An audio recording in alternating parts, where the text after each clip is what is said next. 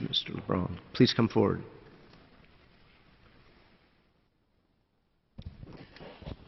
And we are in receipt of your communication. Thank you, and I hope that all of you had the opportunity to read it, but I'm going to go very briefly through it.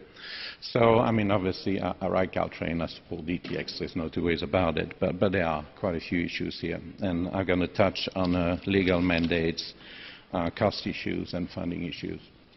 On the legal mandates, basically you have two. The first one is Senate Bill 916, which is toll funds, which basically means that project must include the ability of connecting the Trans-Bay Terminal to the East Bay. There's no two ways about it.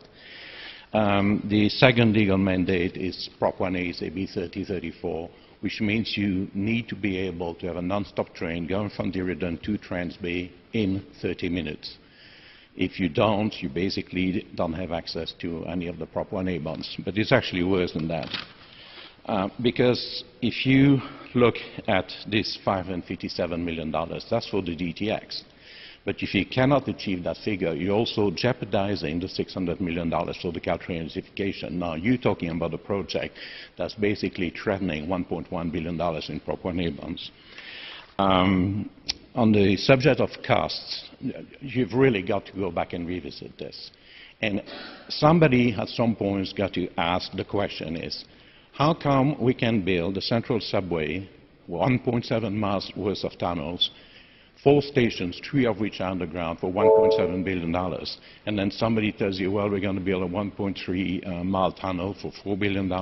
This does not compute. It goes down to constructions, how you go about construction, the cost, and the impacts.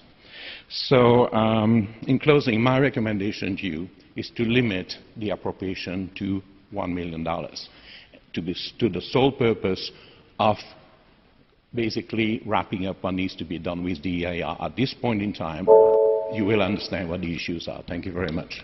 Thank you, Mr. Lebrun.